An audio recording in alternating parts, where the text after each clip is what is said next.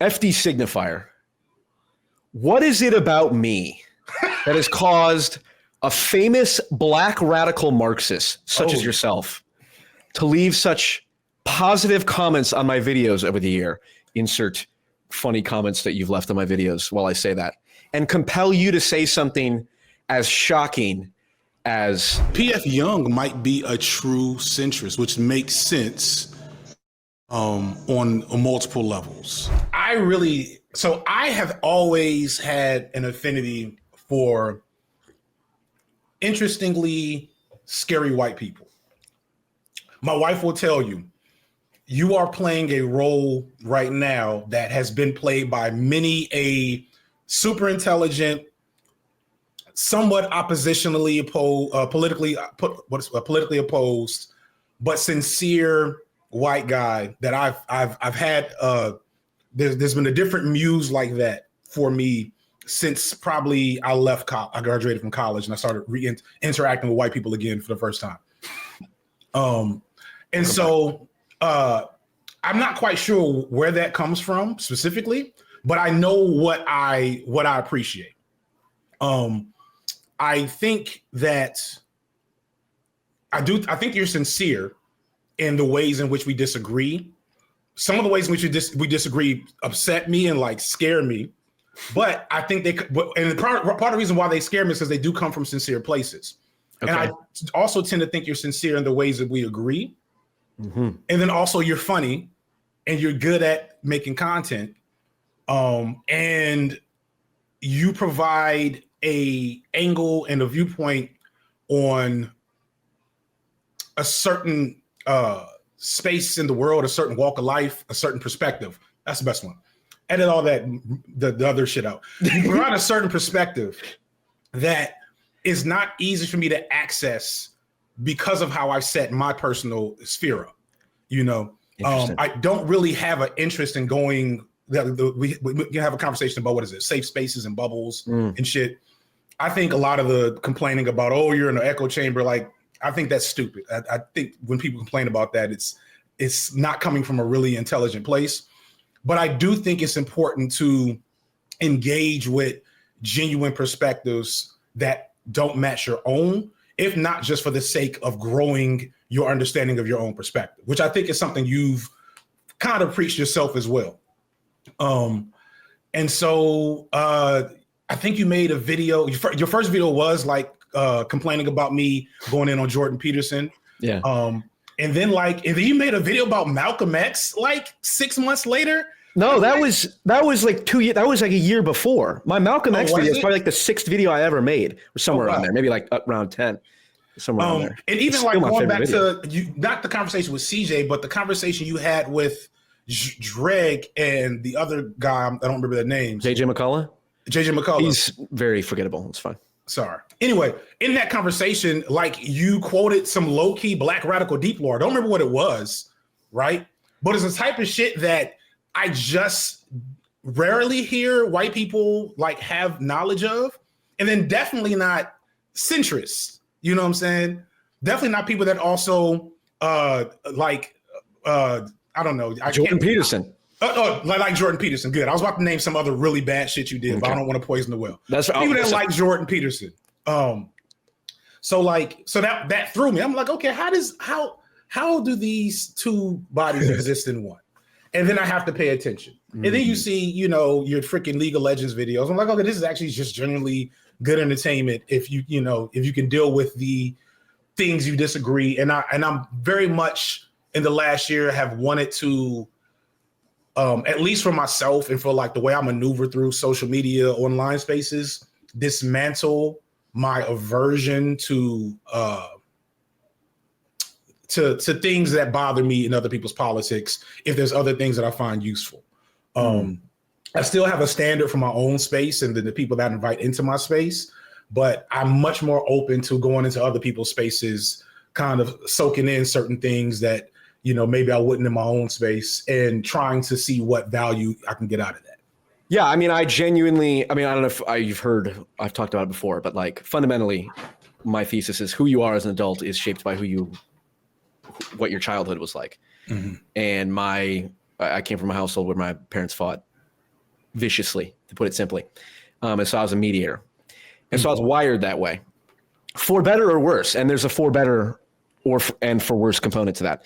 But the for better part is, yeah, I can see radically different perspectives and have empathy for both, and see the synthesis or the union there. Gotcha. And so when I come on you, it's like I'm trying to solve a problem, right? And the problem is polarization and division, because polarization and division makes us unable to address bigger problems that will kill us all, right? Like fucking artificial intelligence, national security issues, climate, whatever, insert whatever issue you're most afraid about. Everyone agrees that being divided makes it harder to address that, right? Yeah. And so there's a pragmatic use to that. Yeah, yeah. And so I'm sincere that I'm traumatically wired permanently to be that orientation. Now my tactics evolve. I mean, if you go back and watch my your tactics are the things that scare me. Yeah, right. Well, so it's funny. It's the tactics, and like there's different things where it's like, so like you'll have insightful critiques of the left to me, and then kind of lazy critiques of the right. Does that make sense? You'll repeat, sure. In my opinion, I believe that is your perception. That's fine. That's fine. You'll repeat, in my opinion, like right-wing talking points that don't actually, like, that you haven't really investigated a whole lot. Okay. And then like have relatively effective breakdowns of like leftist spaces and left-wing shortcomings, especially in like coalition building, online management of personas. What's an example of me repeating a right-wing talking point less critically than I would a left-wing? Let me think of something specific that I won't also start a fight. That we should have a secure border? Nah, that's that, because I can understand how the average person gets that. Okay. You know what I'm saying? Yep. But the things that I would bring up are things I don't want to spend an hour debating with you. That's fine. Okay. That's fine. I will say you can bring it up, and I am emotionally mature enough to go, okay, that helps me understand it. We don't have to engage with that directly. Right. Out of curiosity, I'd be interested to know. I do have so one on your last video. Oh my God, the last video watching you. Yes. I'm watching, I can't remember what it was, but I'm filming the video overall. And you take a moment and stop and you defend the New York subway killer. Oh yeah, Daniel Penny. Yeah, the American hero. American hero. Yeah. And I'm like, what could make you call him American? And so actually I do want to know this. Okay. Aside from shock value, what can make him an American hero? I honestly do not say that out of shock value. I say that because I think it's important to normalize being able to, if a homeless person is threatening women on a subway and a man steps up to stop that, and all of the women and all of the people in question testify that's exactly what he did, that we should normalize that so that people are not afraid to do that. And we don't live in a dystopian society where the homeless guy comes on with a knife and spits on people and all the men are too afraid to go stand up for the women who are unable to defend themselves because biology has made them less able to defend themselves physically on average most of the time. So I wish that to me was the extent of the story. But after he defended the women from the homeless men on the subway, he held them in a chokehold for like 6 minutes or something crazy like that. Okay. While people were telling him, hey, you're going to kill him, you should stop. And so that to me is so like. Okay, fair. So this is a situation where I will admit, I have to review all of the information. I have to do a George Floyd level. Let's go deep to everything down to what happened because it's complicated and all that shit. Fine. My heuristic that I do trust is there are certain people, I can't name them, but I have heuristics of certain people that I'm like, okay, if this person says this is what happened, and I know that they're biased to try and say otherwise, then I can be more trustworthy that's the case, if that makes sense. Meaning like if a left-wing person says like, damn, I'm left-wing and I looked into this and it's clearly the case that he was he was correct about this, then I kind of use that as a heuristic and I go, okay, I can trust that more. Now I should do my own more research. That's fair. And I'm not dying on the Daniel Penny hill. I am making that point because I believe, and we'd have to again go into the evidence, but that is the underlying motivation. I do think it is. We're in an era now where people are fucking afraid to do what is right. Yeah. And it's just I completely agree. There was a case a couple of years ago, I think after Trump won the first time, where somewhere in the West Coast, a white supremacist guy was harassing a black woman on the West Coast, maybe in Washington. And some man intervened and he stabbed them to death. He killed 2 guys with a knife. Right. And so there's always I salute those guys that lost their lives trying to protect someone. And so there is a thing there, right? But this is why this is such a good example to me. I can't think of any major left-wing nonsense that off the top of my head. I'm sure you could bring some up. But when major left-wing nonsense pops up, yeah, right, and we have to take an L, I usually investigate why there's division here. You know what I'm saying? And so my assumption is you did not look deeper into why so many people would be like, hey, fuck this guy, he should have went to jail. You know what I'm saying? There's plenty of police shootings where if you squint, if you want to be very generous to the police, and you want to take the why didn't they stop whatever angle, although I vehemently disagree, I understand that heuristic as you're talking about. But then there's stuff where a couple of pieces of information tell you, oh, this is some bullshit, or and this shouldn't have happened, or this should have happened, or whatever. And that's kind of my critique, is that you don't take that extra step sometimes. Yeah. And I think if you did, you probably end up leaning further left than you're comfortable. Fair. Okay, I have a good way to go ahead. I have a good way to pin this. Mm-hmm. I'll promise to you, not to you, to my audience, because it's more important. Mm-hmm. Although you as well, because you're in my audience. Thank you. Vice versa. Yes. I will do a Daniel Penny research stream. Okay. Oh no, that's 1 hour, and we'll go through all the reports, and because what you just said, someone said, "Stop, you might kill him." Okay, this is the first time I'm hearing that. Again, the research I've done is that all of the people testified that, he did the right thing the whole time. It was vehement defense of Daniel Penny. So I'll have to review that. But that's fair. If I'm wrong about that, then I am perhaps going to somewhat too hard on it.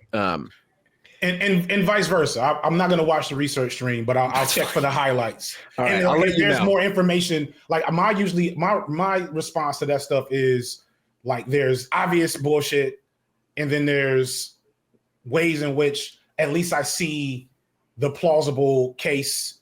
But overall, I tend not to engage with those stories a ton because they're genuinely upsetting. Yeah. Which is a kind of another. We'll put a pin in that. We'll put a pin into why I kind of didn't want to bring that up, but it was that's fine. That's fine. I kind of had. I'm like, oh, I remember. No, that's good. I appreciate it. Yeah, I remember that. I think you when we emailed, and I think you mentioned something about that. So yeah, that's fair. I blocked it out for a moment. That's fair. I got to forget this thing. But go ahead. That's fair. Well, because there's a couple ways you can go about it. Because the whole thing is I asked CJ this. I was like, what is it about you and I, CJ, that allows us to be in dialogue despite on paper being polar opposites? And it's I do my enlightened centrist shtick, which I will be doing a rebranding here in the next couple months, just FYI, but I'm not revealing any details. It's going to be epic. But okay, I'm right-wing coded. Certainly compared to you, I'm right-wing. That's indisputable. I'm right-wing compared to most people in this online political space, because I think the online political space leans left, at least the space I'm in, the Destiny, everyone, Destiny Vosh, these type of people, Hassan, the dominant ones are left. There's no real, it's so weird. Depends on your bubble, because Tim Pool's leans right, and Tim Pool's massive. But the way that right-wing, because right-wing political content is propped up, and that's, you probably think, so you're right from a certain sense, because you're independent, because you're in a room or your basement or whatever. You're like me. I'm in my basement right now with a green screen. Yeah. And so left-wing political creators are self-made and self-built. Sure. Personality-wise, they're more they're more creative, so it lends itself to the person who's going to make a YouTube video is more likely to be left-leaning. Right. Yeah. Whereas the right-wing space is mostly people that are propped up by, I don't know. There's a black guy you probably like that I was thinking about doing a video about him. Is it Coleman? Coleman Hughes? Coleman Hughes, light skinned guy. Yeah, and I looked him up. I don't know. Look, every black person looks the same shade of me. I'm colorblind. Of course. Coleman Hughes like went through some like right wing think tank. They found him. Manhattan Institute. Thank you. Yeah. And so like that's so much of like the right wing creator pipeline. It comes through these institutes, these think tanks, and so like it's and they exist almost in a different world than like what you're doing in the Destinies, and even like I don't know, the Quartering or some shit. Maybe, yeah, but like, what about like Abba and Preach, for example? I would say are right leaning, and like, I don't even want to talk, like Fresh and Fit are not even on the spectrum that I'm talking about. They're in like a different world. They're just like kind of, they've gone into shock and awe. But regardless, the whole reason I bring that up is, are you interested in ever like engaging in political activism, like turning your channel into like, or leveraging your channel into, sort of like what, Destiny became a big streamer and then did like campaigning for Democrats in Georgia? Not mainstream stuff too much. Okay. Definitely like smaller scale, like local. I think local smaller scale stuff is going to be, especially right now in the state of the world, state of the country, is going to be more valuable than me canvassing for freaking what's the black senator from here's name? Sure, whoever that Destiny allegedly helped win. Warnock. Right? Like Warnock, as Democrats go, is probably like on the less harmful scale of things, right? But at the end of the day, he's still very much in line with neoliberal. Very much that. Versus if I get, the Cop City stuff. We ended up losing that battle, at least for now. But at the time, that being like something I lended my platform to, helped create a lot of local activity and attention and a little money for these organizations, et cetera. And I think that's way more valuable. Plus, politics are a stressful thing to make your life if you're not passionate about it. And I agree. I'm passionate about the nature of the politics that I want to see and put in the world, but not about being political, if that makes sense.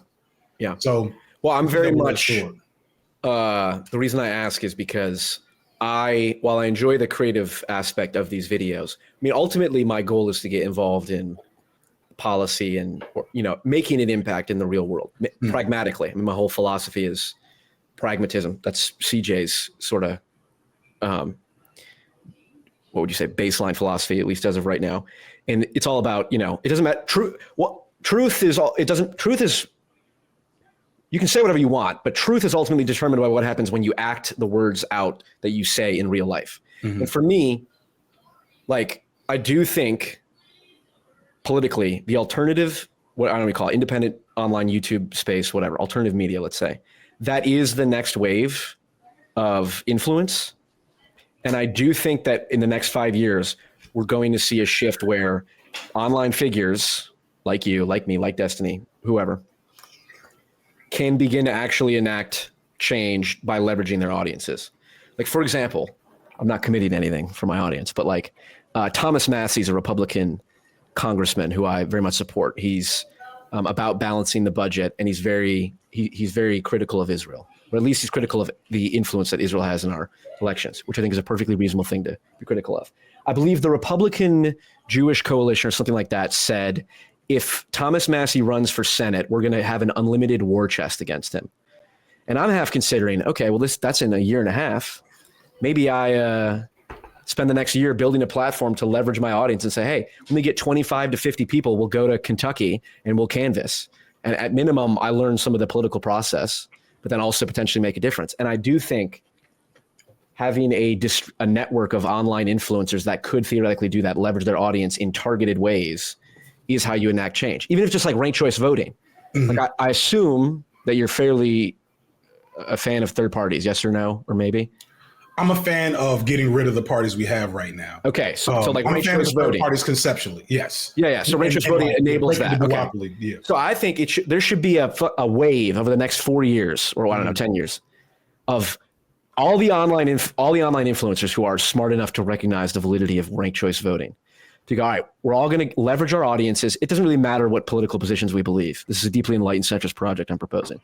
Like it's the fact that we disagree is what makes it honestly more interesting and potential and dangerous. Mm-hmm. It's like we all agree that ranked choice voting should be good. So then every city, every state that has ranked choice voting on the ballot, a couple times a year, everyone gathers, just suddenly 400 people now show up across different influencers.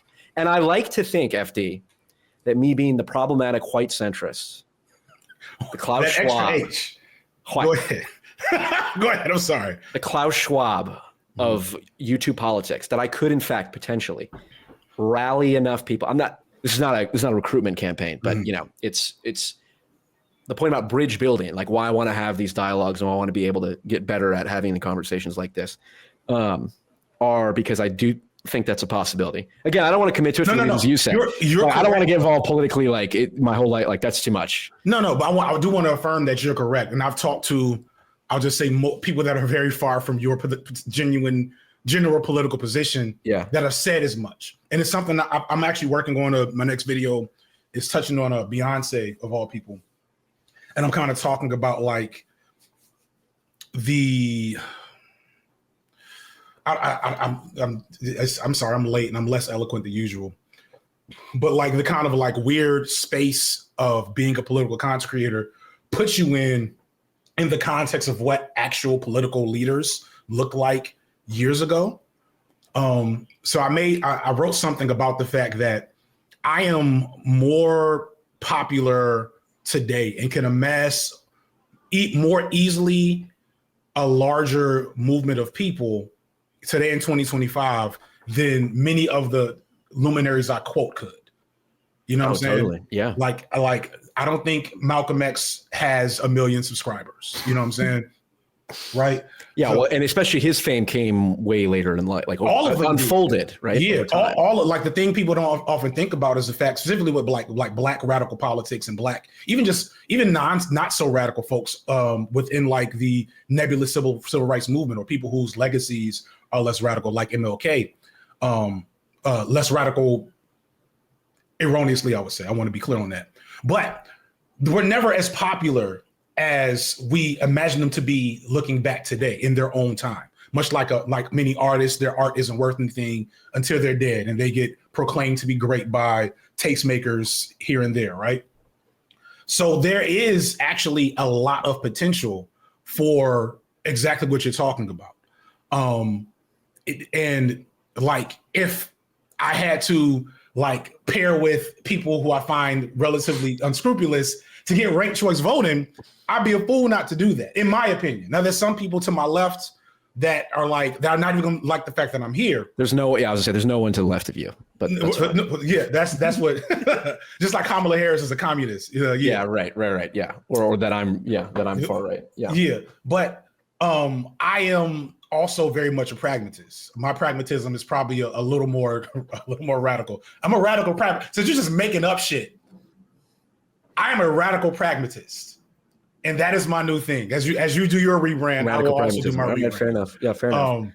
But no, like, so you're correct in that. Like the fact that if I can sell 10,000 t-shirts, I can get 500 people to show up somewhere. You know what I'm saying? Totally. And so like those 500 people to show up somewhere well organized can mean a lot of things. So it's really just a matter of like effort and organization and leadership. And the problem for me specifically is that's just not something, like, for me, like all of y'all, no shade to anybody in particular, but most of the people in this space talking the game, Zoomers, young millennials, kids, poor, useless, good, low blood pressure, poor. You're right. Yeah. You know what I'm saying? Yeah. Lacking resources.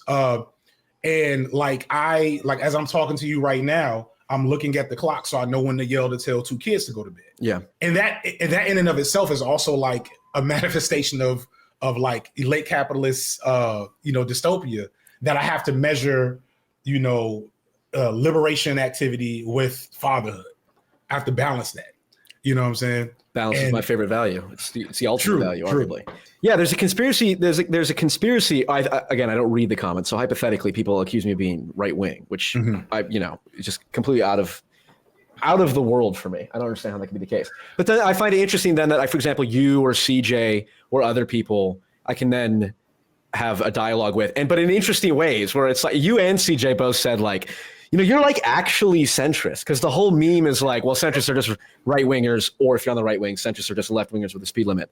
And yeah, going back to the I'm internalizing that value. Now the other problem though is I've learned. You ever seen Mean Girls? Yes, I can't. One of my favorite movies, actually. Yeah, you can't make fetch a thing, and no matter how hard I try to make centrism a thing, it has its limits. Now I will say it's not a useless endeavor, and it got me this far. Mm-hmm. It saddens me to see you give up on your dreams like this. Oh, give up, adapt, and overcome. Okay. Like I said, the rebranding will be epic. But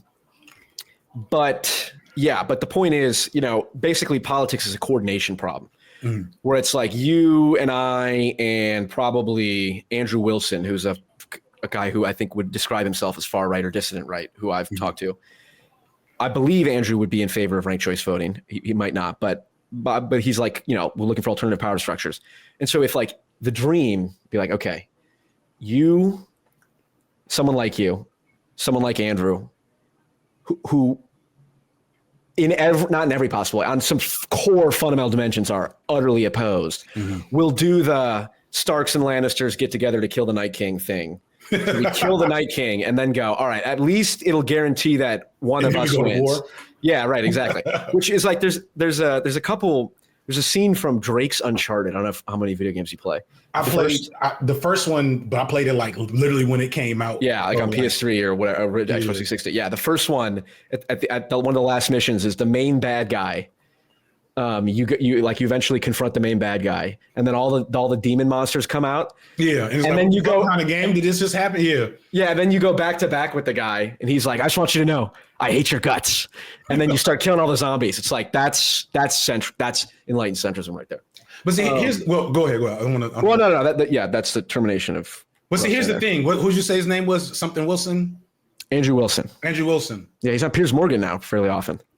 Okay, so here's the thing. Like let's you are a Luigi fan, right? I would not describe myself like Luigi's Mansion. Luigi Mangione.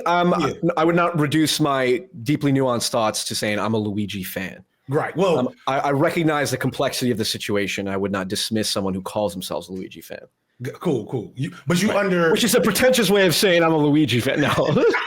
Well, you understand why he has a fan base, not just like the thirst trap parts, of course, yes, but like the populist appeal of the thirst trap part of it is actually degenerate and disgusting and kind of fucks over the what valid points the thirst are trap there. Stuff hilarious in the music. Yeah, same with like Jeffrey Epstein memes, but like they're in some sense deeply unproductive. Yeah, fair enough. Okay, so saying they're unproductive is true.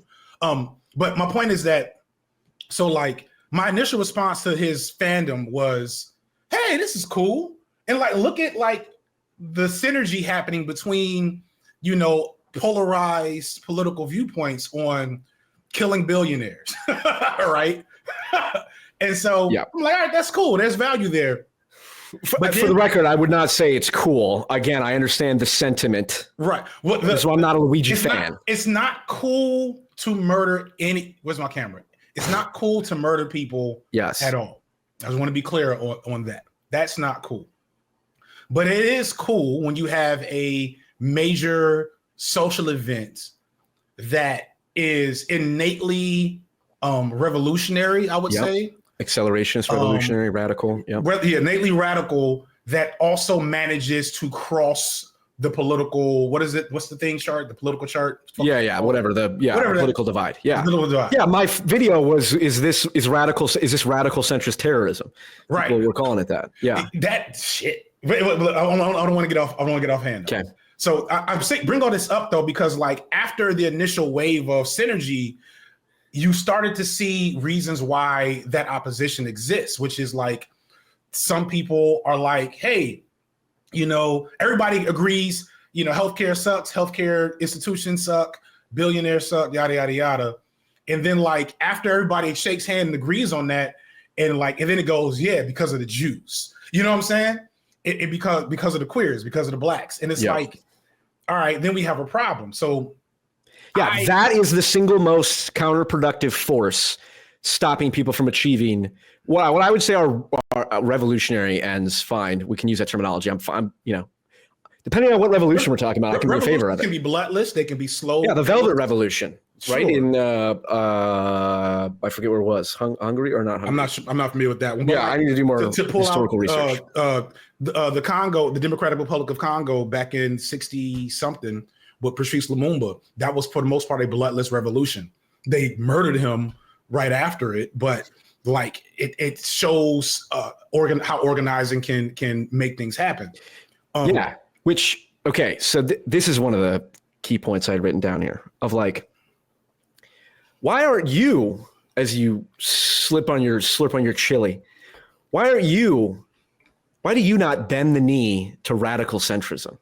Because it seems so obvious now that what were predominantly leftist talking points and positions about neoliberalism and the problem with neoliberalism is now being directly adopted by the populist right, about being anti-US imperialist, anti-tech oligarchy, although obviously there's a split there because Elon Musk is in charge. There's an interesting, true, but and fair enough, you're not in these spaces and a lot of people aren't, but there are many people on the right who are not happy with Elon Musk, including myself.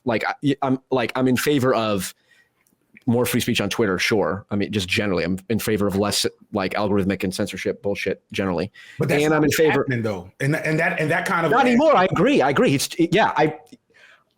will not. I will show you after we are done recording the example of. Well, I can prove to you that it's fucking the algorithm is fucked with the search stuff. So yeah, so he's gone back on that. But in principle, it was like, okay, if he buys Twitter, fine. And then the Doge stuff, I'm for reducing government efficiency. How he goes about it can be problematic. Fine, whatever. But my point is, like neoliberalism. I was talking with his name's Jay Shapiro. He's a much saner, more sober person than I, and he's like a left-wing philosopher. And I'm going to talk to him at least a few more times. And I read an essay of his that sort of cemented my idea of like, yes, neoliberalism is sort of the underlying problem. Mm-hmm. And I used to mock that, like, oh, neoliberal, that's like, hearing the word neoliberal would be like if you heard someone say the word snowflake. Like, oh, you're unironically calling someone a snowflake? My brain's turned off. I'm done. Right. And if a left wing said, neoliberal capitalism is a problem, or late stage capitalism, like, oh, yeah, go get your purple hair makeup. This is why I say you're too intelligent to remain all that right wing for long. Yeah, well, look, progress is inherently left wing, but at the same time.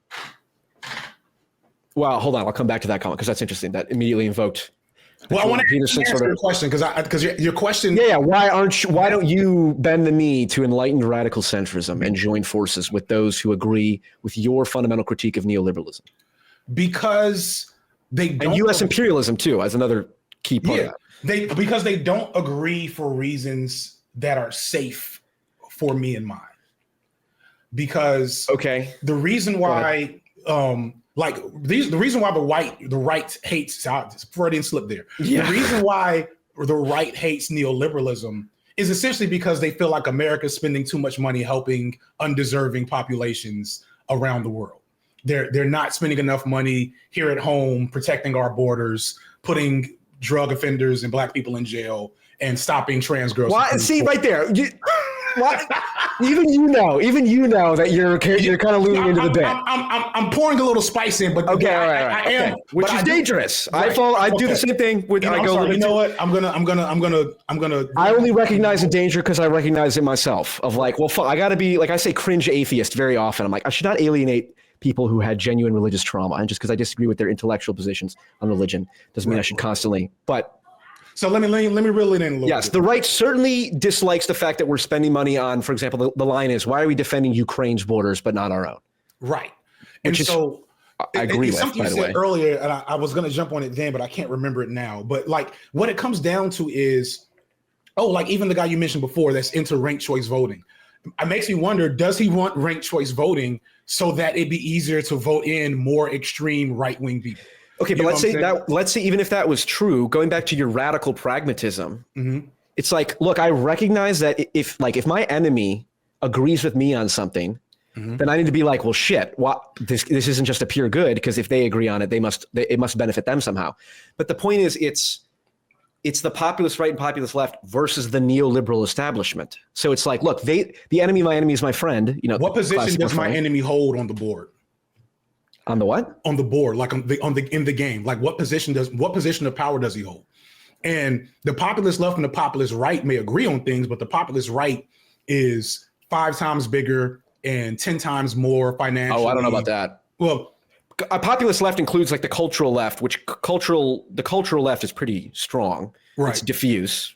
Yeah, but sure. Well, from my perspective, from my perspective of the left, but I get what you're saying. Yeah. But overall, my point is that, here's an anecdote that maybe will make it make sense. There's all this talk about like the left doesn't care about men, and the left hates men, which is why such and such and such. I know you guys do, yeah. And like, there's an angle on that makes sense. But what really most of that comes down to is that the left is not able to utilize the same tools to engage with men that the right does. Men are socialized to see right-wing positions on masculinity and gender as more like reasonable and more viable and more aspirational in their lives. Okay, you ready? Yes, go ahead. Can I respond to that?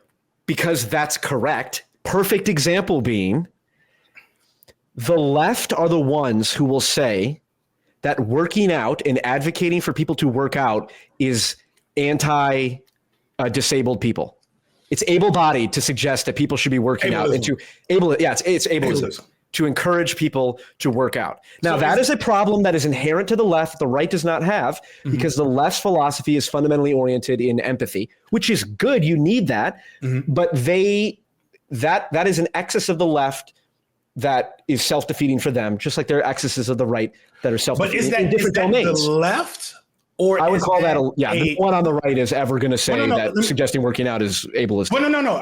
So yes, that's a position that exists on the left. I'm not going to deny that whenever any left-wing guy posts a workout video, there's not somebody on Twitter with an anime avatar. There's a lot of right-wingers who have anime avatars. The ones who really hate the Jews are hardcore on the anime avatars in general, no matter what the political spectrum. Yeah, it's problematic. Problematic. I always know I'm dealing with some bullshit. Yeah. But so there is. So my point is that a popular, like, honest position of the left, or is that a position on the left that's magnified by right-wing framing? So let me just finish real quick. Go ahead. Yeah. Because look at historically left-wing everything. Physical fitness is super important. Guns are super important. Training is super important. And that's why that fight comes up, because people will say, am I gonna drag the left on your show? Am I gonna go a whole anti-left wing? Listen, you're free to do what you want. Right. But like the online left is just really fucking stupid a lot of times. And you have the problem with the left is that the left is less a political, it's been mutilated so much throughout the last 50, 60 years to now, and then now has to be translated, at least online, through these venues where the most extreme and viable in the algorithm point positions become the most prominent and visible, even if they're not actually prominent in the actual. True, correct. And and this is one of my fundamental, if I had to write out The Art of Meme War by P.F. Chang, because Sun Tzu is Asian and P.F. Chang sounds Asian. One of the iron laws of the meme war is there is nothing that impedes your own ideological faction's interests more so than your own freaks. And so your point about like the online left is stupid, they'll say the able-bodied shit, that gets magnified though. And the right is choosing to magnify that. It's like, okay, true. Radical pragmatism. This is the battlefield we find ourselves in. When someone who calls themselves the left says this thing, people associate it with the left. And so that means the responsibility is on the real left to be the loudest critics of their own freaks. Same with the right, which by the way is same with the right. and there's endless examples of this with like a pro-life, pro-choice. I'm pro-choice for the binary is fucking stupid. But I'm more pro-choice. The Westboro Baptist Church. Yeah, or Sister Cindy is her name on TikTok. She's like this crazy nun or whatever who's like, you're all whores and you're all gonna get pregnant and kill babies. It's like she is doing more to marginalize the pro-life perspective than the actual like Ben Shapiro's or whatever, or sorry, than the people who are critical of the pro-life. So here's the thing with that. So that again, that on its face is reasonable, but what I found is, to me, it's more useful to critique the structure that produced that paradigm, and to be hyper focused on that. Okay, that's fair. Because I get and like, because it creates because of the nature of the online left being an identity more than it is a political position to a lot of people. When you start doing that, you start attacking people's identities. And we also still want to hold space for the fact that going to the gym and working out is not possible for so many people, right? There's an angle to that argument that is relevant from a left-wing position. And so trying to balance all of those things is impossible. It's impossible. Which means that at a certain point you have to draw heuristics and just say, actually, even if it is the case that saying you should work out might be genuinely hurtful to someone, too fucking bad. And that's the right-wing attitude that you have to incorporate into the left. But which the reverse is true for the right, where it's like, well, fuck everyone who isn't American. It's like, well, actually, if you claim to be Christian, Christianity is a world religion, and all life is holy and or whatever, sacred. Something Christian. Yeah. And like that's a real thing. So, it's these two. There's the left and the right. And then there's the freak left and the freak right and the normal left and the normal right. And those two are the bad, and the Enlightened center are the normal right and the normal left, right? And the synthesis of both. That's how I meme it, at least. Because I think I think our freaks are really, really valuable. And true, there is like a no bad press argument, right? Of like getting the ideas out there. Like it's a lot of stuff to that. And I just know for a fact that so we talked about, mentioned Soypa earlier, who's like into fitness, right? Yeah. So if he posts something about fitness and some anime avatar says, "Oh my God, this is so ableist," unsubscribe. If he turns around and spends energy like addressing that seriously, it really is just it's genuinely a net negative, because the right wing and like the people who amplify that particular position on the left, they don't actually care to have it be addressed or solved. They want it to exist, and they will. They're cynically using it for their advantage. Exactly. But this is my point. You said we should radically critique the structure that allows that, but you said the structures that allow that to be the case. And I would say, okay, there's a difference between critiquing it, which we should, and then also accepting it as a radical pragmatic reality of like, this is the battlefield that we're in.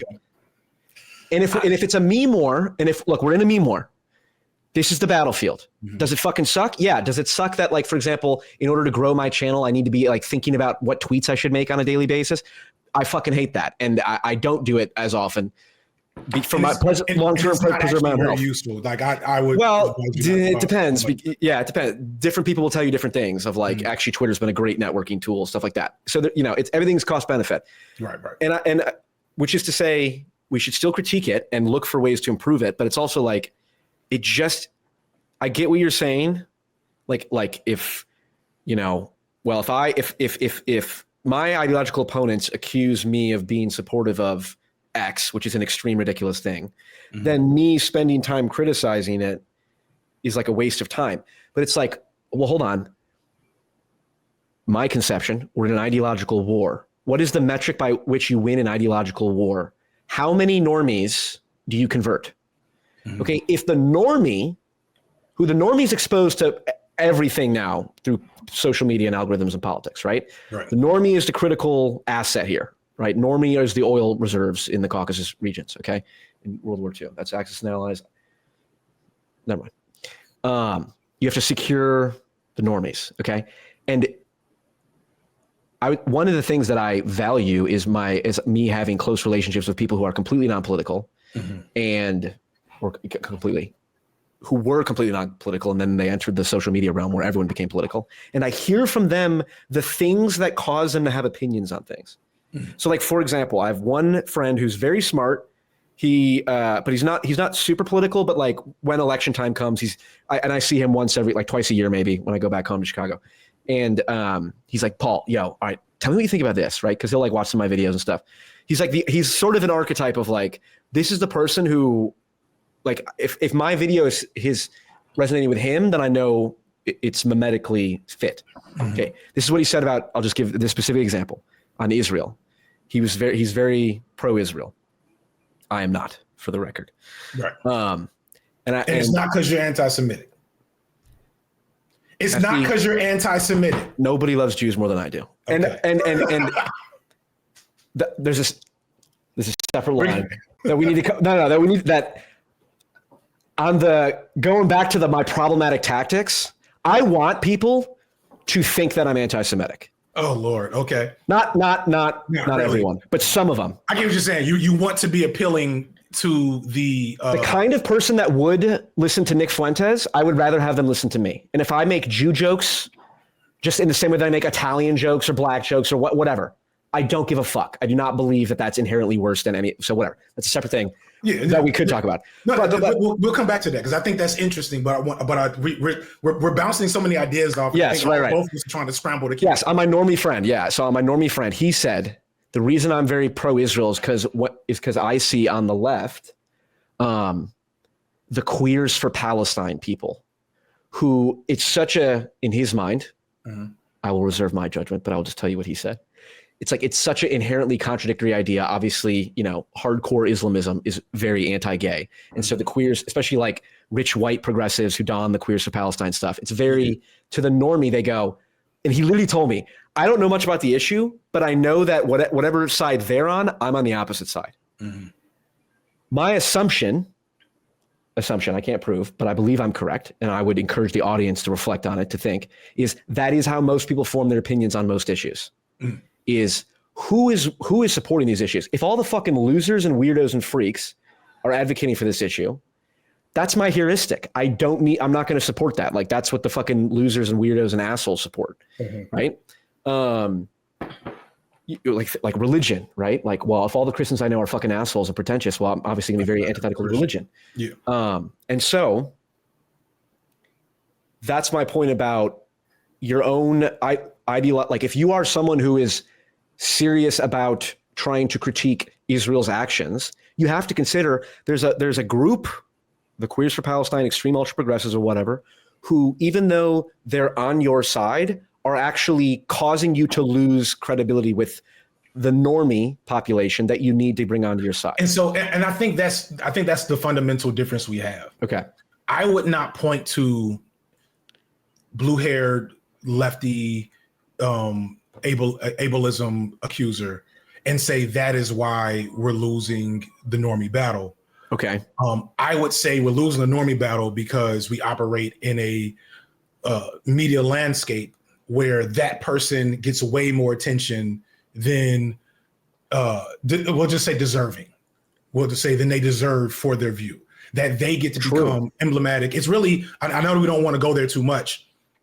It's really like the whole trans issue. That was like, literally they spent more money. Trump's campaign spent more money replaying that one trans. Yeah. What is it? Kamala's for they, them. And not Trump for you. Yeah. Which I saw that ad and I was like, this is the dumbest fucking shit ever. But apparently, I don't know how they measure it, but that was one of the most effective ads. Yeah, it's super effective. Exactly. So this is the battlefield that we are operating in. Well, it's true, but I'm never going to say we're going to sacrifice this group for to optimize our position on the battlefield. But basically what I'm saying is, if we say, okay, from now on, if anybody calls a guy working out ableist, we're going to just ream them for 3 days on Twitter, right? once we do that, they're just going to switch to another thing. Because the problem isn't actually the people claiming that working out is ableism. It's the fact that the right wing gets to rearrange the board at their whim whenever they're not in a winning position. They get to recontextualize masculinity. Like going back to how we kind of got here, you look at the figures of masculinity that get so much love on the right, Andrew Tate, right? Fresh and Fit in them. And like, yeah, but in and out, true. Okay, yes, Andrew Tate's influence is super significant. Fresh and Fit, I think, are much. But you get my point. Like when you look at traditional markers of masculinity, aside from folks working out and getting tattoos, it's not really an explicitly right wing thing. In fact, at least just coming family oriented provider kind of. No, family oriented provider, yes. Masculinity provider, because which of these motherfuckers have a family? I have a family. Well, like Jordan Peterson, for example, I think is a way more. And he's it though, and he kind of like he benzoed himself into that position. Like they recruited Jordan Peterson after a regretful, low time in his life. Like he was on his way there because of certain inclinations that he has, and he was amenable to that. But like in reality, a lot of those guys are not very masculine. They're macho, but there's no stability. Yeah. There's no stability. There's no all these fucking cowards. Yeah, they're degenerates. They're fucking cowards. Straight up degeneracy, which is interesting because the right has the language to excise its own freaks like that. The right is not afraid to call those. It depends on who we're talking about. The right, for example, I'm very happy to call Andrew Tate a fucking degenerate who made his money off of profiting off exploiting women, I don't like exploiting men. I know that's exactly and this is my point is that's an example of a particular right-wing advantage that the left lacks. But there's reverse situations where again, the right is susceptible to, what's an example of like the lack of empathy of like, well, I'm just going to say what's true. And then it's everyone else's problem if they don't get it. It's like, dude, it's true. And that's the rule. Yeah, right. It's like, you need to have empathy, right? And it's like, obviously the right can go too far and all that stuff. Okay, hold on. There's I want to respond to that because go ahead. I think you kind of set the stage for me to illustrate the thing. There's a quote from major feminist R.G. Lord: "The tools of the master will never dismantle the master's house." I may have butchered that in some form of fashion, but nobody in your audience will know. I do. I studied it. Awesome. I forgot you were a sociology guy. I have a minor in gender studies. Of course. So actually. You kind of know where I'm going in that we're playing on the right wing's like game board. We're on their map, right? The neoliberal map. Neoliberal. We're on the neoliberal map, but the neoliberal map. Yeah. We're on the neoliberal map, but the neoliberalism is inherently right wing. It's just not necessarily identity politic driven. See, okay, that I fundamentally disagree with. Okay, well, pause there for a second. Okay, I'll make a note. Yeah, we're gonna go into this. We got so much to do, and good luck editing this together. That it's somewhat cohesive. It's cohesive as it is. So what was I saying?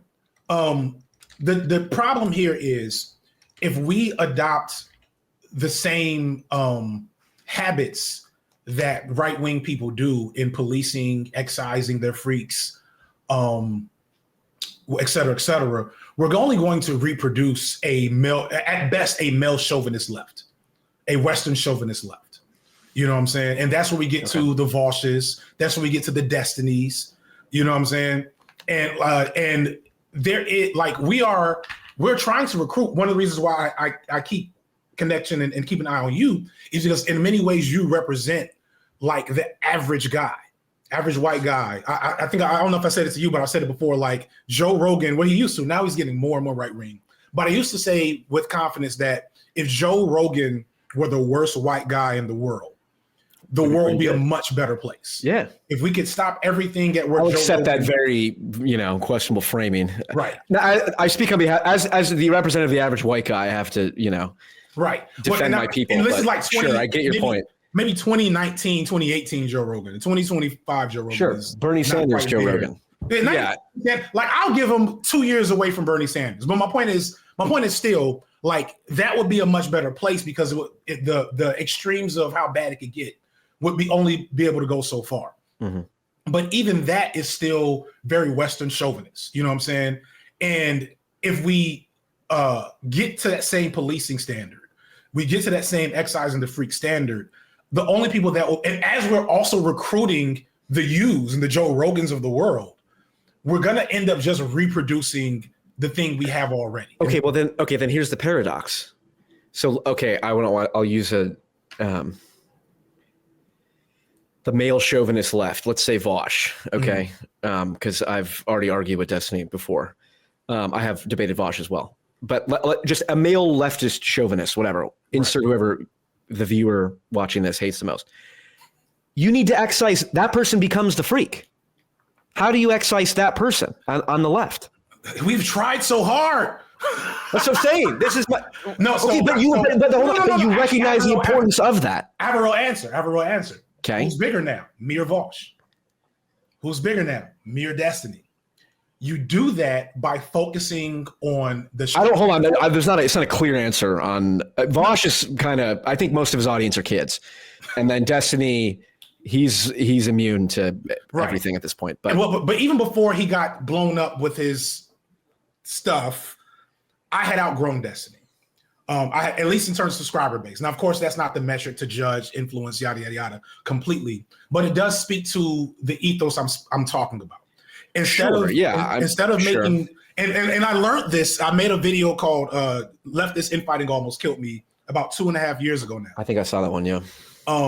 And it was me kind of reflecting on mistakes I had made, like reflecting on what you're talking about. Because to me, the ableist, working out as ableist people aren't really the freaks. The freaks are Vosh and Destiny.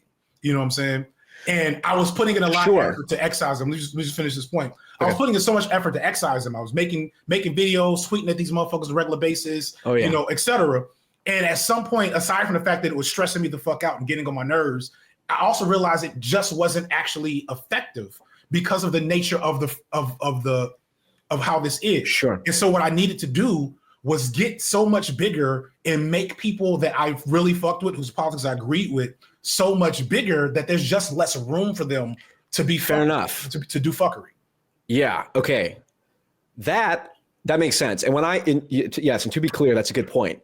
It depends on what you mean by what are the tactics by which we excise the left or the right, whatever side you're on. Right. It's like because absolutely you have the counter effect, which is if I keep like on the right, keep like Jordan Peterson, in my opinion, is a perfect example of this, where like people would like call him names and he would like reply to every fucking 5-follower anonymous account.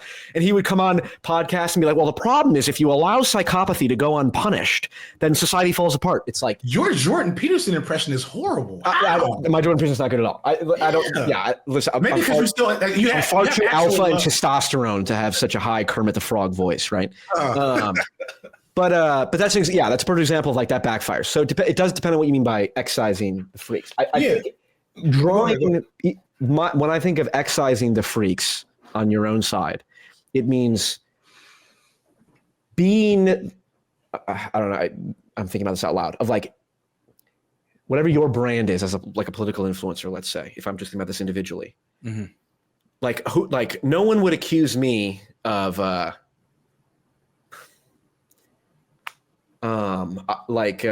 Being like a fundamentalist Christian. I call myself a cultural Christian. I believe in the value of religion. I'm sympathetic to Christian nationalism, much to Soy Pill's fucking there we go. Bitch shit. I'll be with you for a second, and then you say something like that. Okay, there we go. That's my point. No, I don't even want to get into it. Agreed. All right. Agreed. Just so you know, you're platforming someone who platformed a Christian nationalist. So just I mean, like that's canceled. But my point is, no one who, anyone can see a random clip of me and just know me or think they know me or whatever. But like, no one who watches me even occasionally would think, well, this guy's a fundamentalist.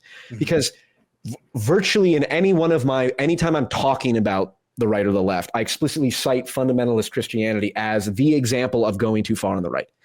Right. But I still am. So I think when I think of excising the right, and to be fair, this is projection. I'm describing what I do and thinking that it's the right way to approach it for everyone. Maybe not, but clearly articulating why you disagree with the side that people would most likely associate you with. And I specifically remember that because the very first conversation I had with JJ McCullough, that very forgettable Canadian YouTuber, the very first conversation I had with him, he said something like, you do genuinely have, he said it's like a split the baby type attitude where you don't just say, well, of course we're against racism, but look what the left does. It's like, no, I'm not just against like right-wing racism. Here's all the fucking ways in which it's ridiculous and nonsensical and anti-Christian or something like that, right? Mm-hmm. And I think that's what I mean by excise, is like making it so clear that you are not aligned with that side, often by being the best critic of it. Right. Right. So like Donald Trump, if I was advising Donald Trump, just pretty practically, whether you like him or not, when the Proud Boys thing came up, he should have just, instead of saying stand back and stand by, which is like, oh, okay, well, maybe he actually likes them, right? Likes those, right? But let's say hypothetically, in whatever universe, right, real or otherwise, he was actually anti-white supremacist. He could have very easily just been like, the Proud Boys, you mean those losers in their parents' basements who sit online posting swastikas? Those are losers. Our movement is made of winners. We don't hang out with losers, fat, white losers in their mom's basement. It would have fit his brand. It would, and that would have been a meme. It would have been, and then all the criticism that he's a white supremacist. That was funnier to do white supremacist adjacent shit. Well, fine, fair enough. I'm just talking practically from the meme point. And so you're correct. Thank you. We'll cut it there, ladies and gentlemen. Let me back on screen. Look at that. I did. That's you. Oh, fuck. That's called synchronicity. Oh, Lord. That is amazing that it would stop. All right, let's try this. So the thing you're describing, though, is fundamentally right wing, which is exclusion, dominance, hierarchy. So the right wing gets to excise their freaks, as you said. The right wing can do that easily, confidently, and it will never backfire on them because that is built into their core. That those organizing principles that does exist within left wing spaces. It's still there. It's not emphasized as much. It's still there. Like there's order, there's discipline, there's all those things. Depending on even like anarchists are very organized, but it has to. Depending on the situation and the context, it can't operate in as simply and as what's the word I want to use here? Uncritically as you're talking here. You know what I'm saying? Because there's consequences for, like you said, one of the first things you said with Donald Trump there was branding. And so when you do that, when you become the left-wing guy, the left-wing force, the left-wing community, whatever, that has rigid policing standards for the least of your org because the male chauvinists are the freaks in this example. Right. But the male yes. Okay, so actually you're fucking up the whole way I was going with that. But I was more talking about because you're thinking people. Yes. I was talking about that specifically. Okay, fair enough. Okay, fine. But even you're still right though, even with the male chauvinists. By me trying to, and by so many people, like I hate, there's a certain point where I was literally behind the scenes telling people, stop making videos about Vosh. And I'm not gonna put that too much further out there, but I was telling people, you're not actually going to get rid of his influence and limit his influence. Yeah, it's the opposite effect. It has the opposite effect, yes. And his fans are ridiculous and will hound you and stalk you and harass you on Twitter, right? But what I didn't realize but I realize more now, is that we were trying to exert a dominance framework to fix a left-wing like community issue, and that just didn't work. Right. And hence my point about you are clearly articulating your boundaries, but not necessarily, and I agree going after individuals is not necessarily the thing, but at least the ideology. But fair enough. There's something I've learned, this is an important point, is like, especially in online discussions, going back to pragmatism, we can talk about what's true all day, but I liken it to like, it's like we're betting on, a football game a week from now. Mm-hmm. It's like we can come up with logical arguments all day about why you are correct about, if you look at it from this way and vice versa. Well, the Chiefs have a good run defense, but, you know, the Bears just traded for so-and-so, but they're coaching, you know, there's a million different ways you could analyze that. Ultimately, we're placing one bet on one side and another bet on the other side, or, you know, coming to some center middle ground. But there is an element of like, it is ultimately, this is my point about why you know, these discussions are useful for me in that I've become the kind of person capable of having these discussions, which then creates the conditions to facilitate action, revolutionary action, let's say. Because neoliberalism, this is interesting. This is something that I've encountered many times where obviously right and left, they're so vague and they mean different things. In my mind, like neoliberalism is this is why the radical centrist idea of like neoliberalism is the common problem here, because when I think of the right, I think of the religious right. If I were to say what philosophically, when I hear the terms right and left, I think it's best outlined. I did a video comparing Destiny and Jordan Peterson and how they aligned on pragmatism. And I cite CJ in that video too, because pragmatism is the ultimate philosophy, in my opinion. I'll fucks with that. Yeah.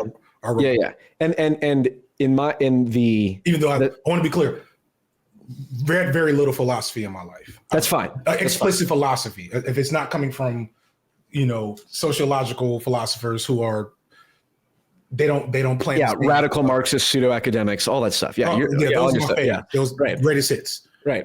But the scale is on the right. You have moral absolutism, and on the left you have moral relativism. It's vague. It doesn't map neatly, but that is sort of how I conceptualize the fundamental divide. Where like the far right, moral absolutism, there's one God, there's one interpretation of the Bible, gay people are bad, lock them up, all that stuff, right? It's like there's one way to do things and everyone must conform. The extreme left position is moral relativism. There is no higher order. Everyone ultimately should be free to do whatever they want as a person and order it in itself. Even that's a neoliberal framing of left and right.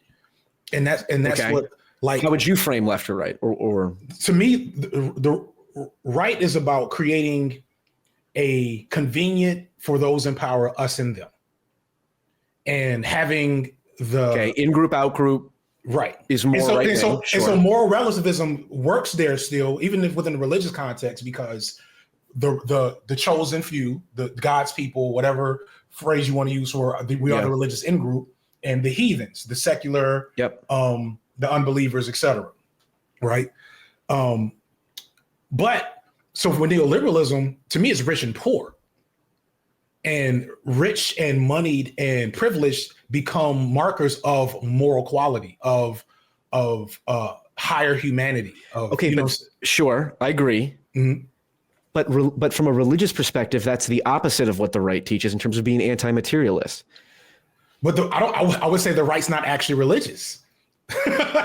Well, especially the right as it exists. You don't go to. Well, you said you go to church every now and then. It's funny. I was going to church for a little bit, and I talked to this pastor on a regular basis. It's like I'm so clearly left wing compared to all those people, you know. And you're probably a better Christian than most of them.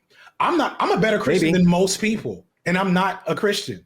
Because maybe spoken like a true Christian. I'm a better Christian than most people, said the true good Christian. There's probably some Bible verse about that. But like if you were to just measure, like if there was a Christian rubric or whatever, I would say most avowed like outward Christians that take up a lot of space within like Christian dialogue and discourse are probably not great Christians by rubric, totally, you know, in their books. Yep. You will probably find that the best Christians are either left wing and Christian or just left wing. Well, okay, but this is left leaning. This is I agree we're trapped in a neoliberal framing, which is not semantic. Not that I don't mean it as like tomato. I mean like you're using one term that means something completely different to me.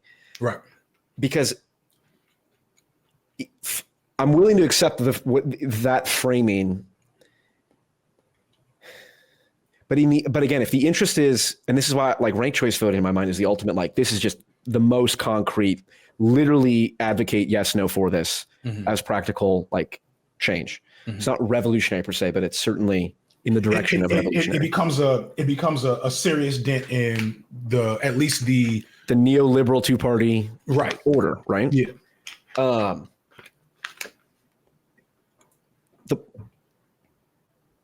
If that's an example of this is a target for action,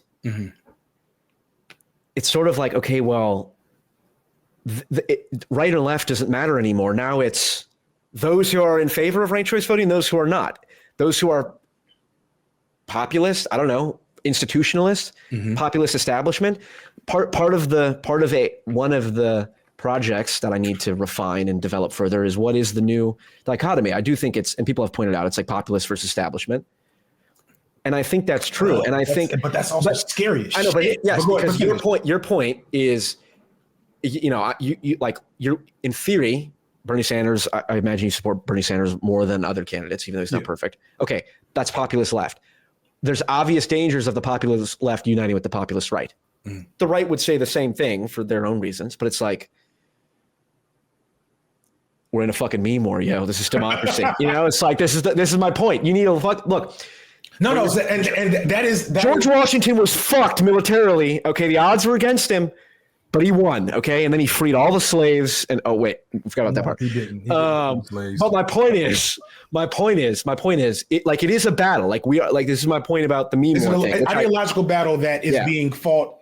It needs to be viewed as a battle of like, we're going to have collateral damage. Like the people who talk, well, I don't want to call those people who are talking about ableist freaks. It's like, we're in a war. Okay. And if it's between hurting the feelings of those people and like in a genuine way, like I'm not like just dismissing that as like, oh, it's like, there are people who are fucking ableist, like, or not ableist, who are disabled, like in serious ways. I get that. I have watched many videos and cried of listening to people's fucking conditions of how horrible their life is. I get that. Collateral damage. Sorry, guys. When we're talking about like working out and how that's a healthy thing to do, give us grace. Yeah, I can't worry about that. It's collateral damage. We're in a war, and that's what happens, right? That's what actually happens in community, right? When those conversations happen, and like, but what those conversations usually actually are is one person with an anime avatar that gets retweeted 40,000 times by right-wing people. But if that was if that were the case, it wouldn't be as widespread. It's not. Maybe. I guarantee you, if we could do, I don't have any. Earlier, you said on any left-wing video, you'll find at least one or two comments. So it's like, is it the same person? Probably. It's a lot of the same people doing it. But like, but we're still talking about like not scale. We kind of we jumped around. I wanted to get back to the neoliberal element of it all. Okay. But this does tie in somewhat to the expectation to hold space for, because I would argue that the average person saying ableism to the fitness guy is not even disabled. Like 7 times out of 10, it's just virtue. Really extreme. It's virtue signaling. It's I'm gonna stop saying white leftist. Shout out to my boy Lil Bill. He came up with the term leftist TM, as in trademark. What is it? TM. TM? Yes. Oh, like branding. I'm a leftist as a brand, like Hassan Piker. Yeah, I know you're friends with him. To be fair, I've never talked to him, and if I'm willing to talk to Destiny, then I'm willing to talk to Hassan, and I'm willing to talk to Nick Fuentes, and willing to talk to anybody. Okay. Yeah, I'm sure. But I don't think Hassan would want to talk to you just because. I don't think so either. I do mock him a lot. Not that he doesn't knows mind that. People that mock him so much as he doesn't have room all the time for like direct battles. Yeah, I don't know how productive it would be for me to talk to Hassan. But anyway, fuck your point. Going. I got to defend my himbo king. Fine. But what I'm getting at is, when we get too deep into that type of framework in community policing or whatever, I mean, like even just using the term policing, what we're talking about is us and them paradigms. Who are the good leftists? Who are the leftists with good politics? I hate that fucking phrase. Who are the principled leftists, etc. And that is leftist infighting to a T. Is when we spend a lot of energy. Like I've been making content for 5 years now, but I've been in and out of social action for 20 years, right? And I've never had the type of, now part of this is because I haven't gotten deep into the shit, because I do want to be clear, like the type of infighting that happens online also does happen within organizing efforts. I have no doubt. So I don't want to make that like whatever. And they can be petty, but they're not as bombastically and like absurdly petty. Yeah, like personal. It's pure personal drama, like it is online, which often it is. Right. And so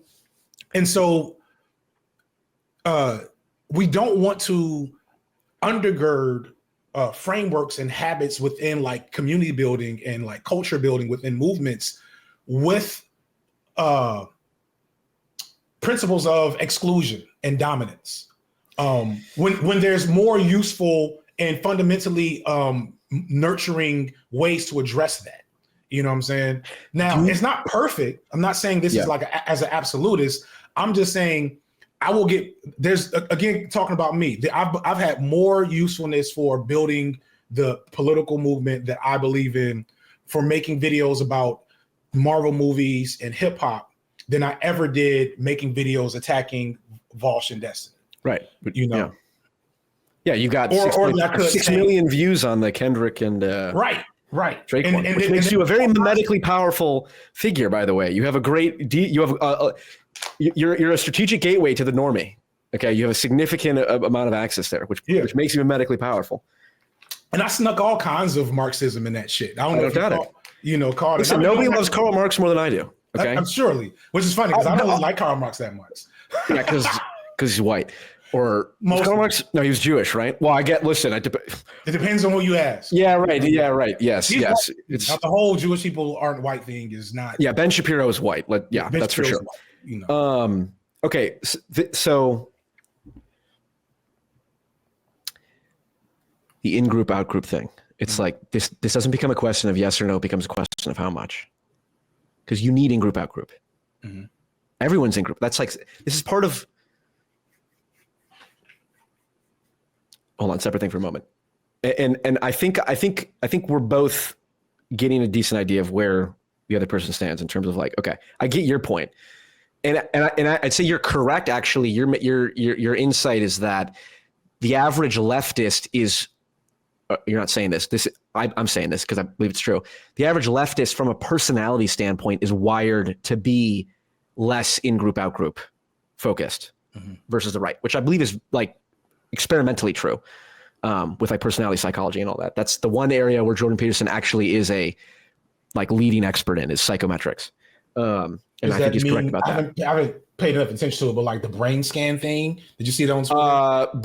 Well, it's no, the psychometrics is not the brain scan part. He does synthesize his psychometrics with the brain scan stuff. The psychometrics is like survey data, behavioral data, that's like that evaluates personality traits, like openness to experience is one of the classic ones. Fear of people and stuff like that. Yeah, neuroticism is the negative emotion dimension, I've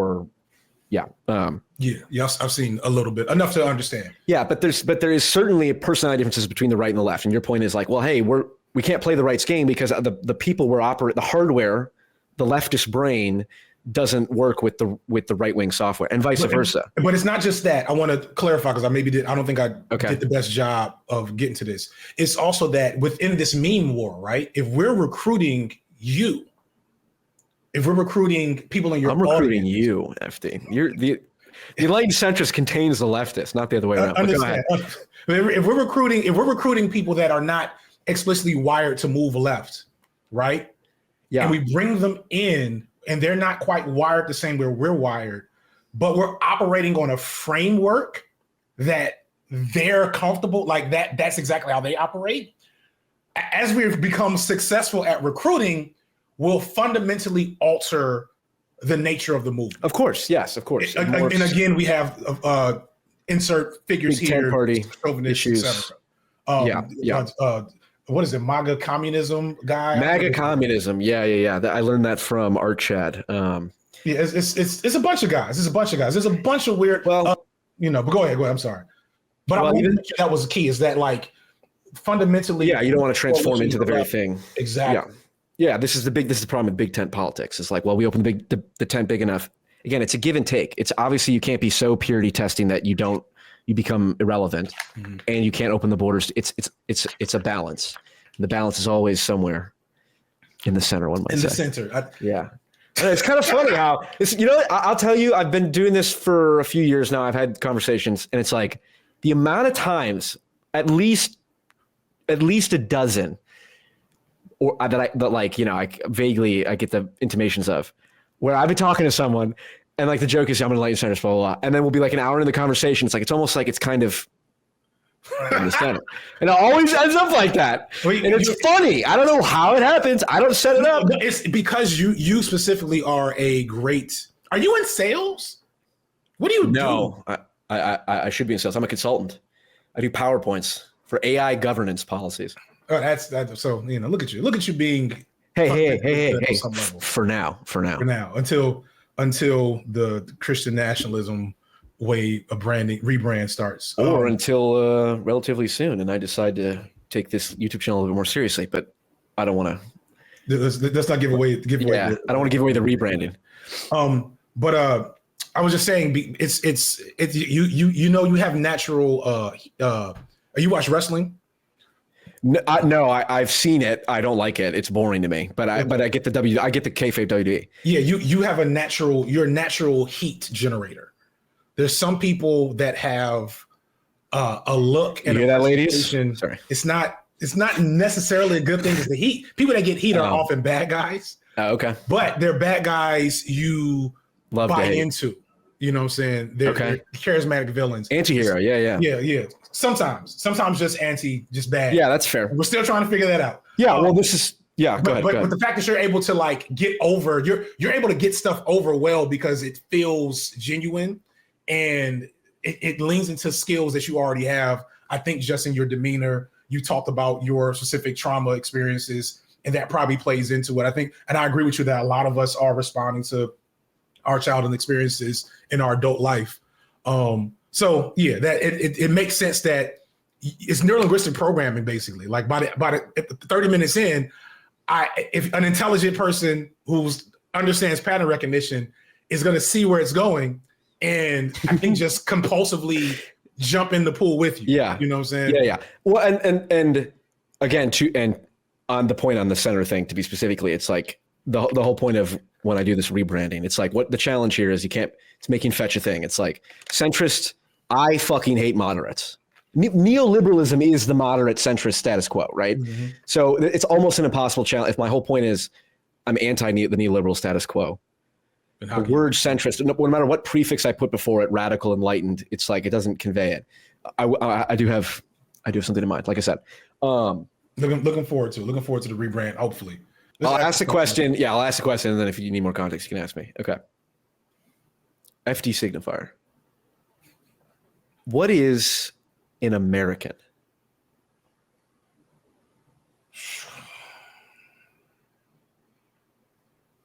A person that lives here? Wow. That's, what that is? That's like Matt Walsh saying a woman is an adult human female.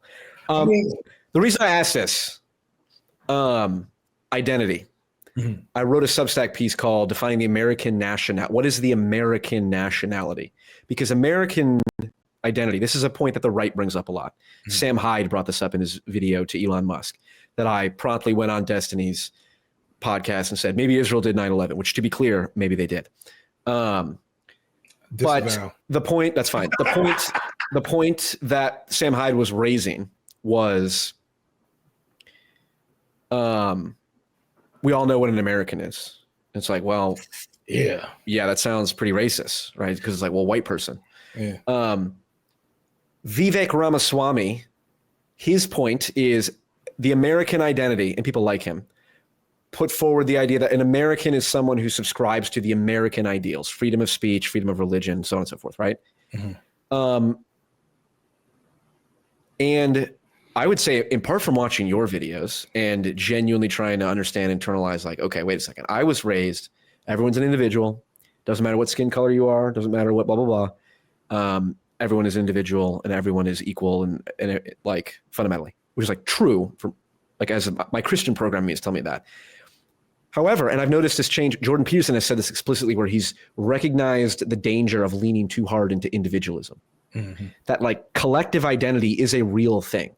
Human beings are social creatures And if you acknowledge that, which any informed person does, that implies there's a reality to collective identity, right? Like to be a black person in America, like that is actually, because by virtue of the fact that blacks are a minority, that does create what do you say? A collective experience in the same way that, like, if I'm a Bears fan in Dallas, not in the same way, but in the same mechanism of, like, fundamental mechanisms. Yeah. I'm a minority. Yeah. Minority. Right? And so when I see another Bears fan, we immediately have a connect now, just because the guy's wearing a Bears jersey. I'm not going to Sometimes I do.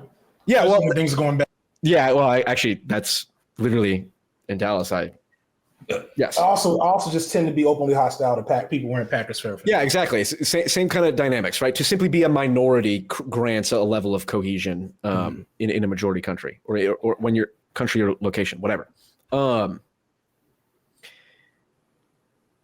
White identity, white American identity. This is something I thought more about and was interested in, because it's like black culture is kind of a is at least. I'm sorry. Does that tell you, FD, the tonation black? I know. Blacks. Listen, the blacks in America. No. Okay. Listen. Continue. I know it's innate. What people call black culture. That's right. It's my whiteness. Yes. Okay. What people call black culture. It even though it can't be defined in words, it's mentally tangible. Like people kind of know what that means, right? Like Kendrick Lamar at the halftime show, the Super Bowl. Right. It's a very black event, very black performance. Now, and black culture specifically is related to I would say a subset of American culture, right? Okay. Because like a black American history is certainly unique. And blacks in America are whatever, a subculture here, or black culture is a subculture here. And I used to be like, well, that's not a real thing. You shouldn't say black culture because we're all individuals. And then that's just not how reality is. And it's a very convenient, the way that whiteness, not just white people, not even explicitly white people, the way that whiteness frames race is always convenient for whiteness. And so like you tend to hold on. Before you go down your radical black Marxist propaganda, before you spread this on my channel. I have black Marxists on my it was in your last video. I think you zoomed in on the radical, or the last one I watched at least. You had radical black Marxist on your bookshelf and you zoomed in on it. The point about it's to just say everyone's an individual, that's less. I recognize that's less and less true, quote unquote. Even though obviously it's true in one sense. The question is, what is the white American identity? Because, for example, okay, hold on. That's your opinion. Fine. That's not a very exciting narrative to latch onto from my perspective. It's true.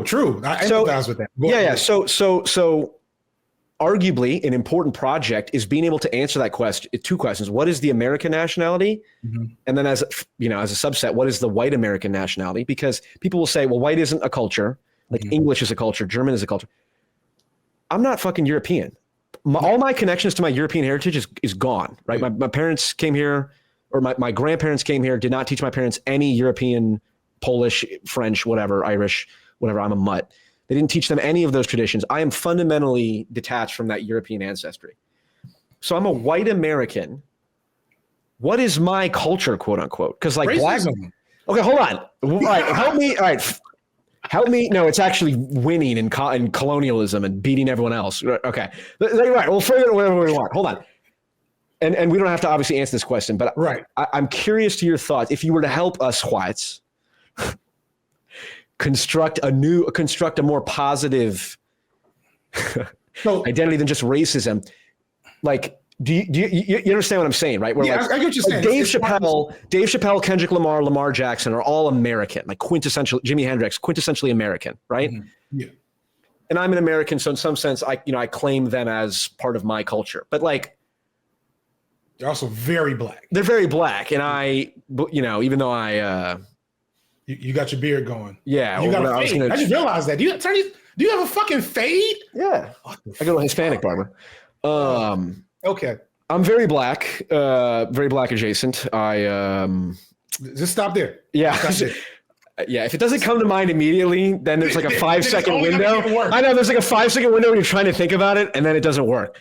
And I need to learn to get better at that. But anyway, hold on. It's fine. That's why you gotta have. That's why you gotta have phrases on hand for that stuff. Yeah, no, which is you're developing. You're getting right. I'm getting there. Sloganeering the meme. Right, you get my question, right? Yeah, like, what is the problem is as a non-European?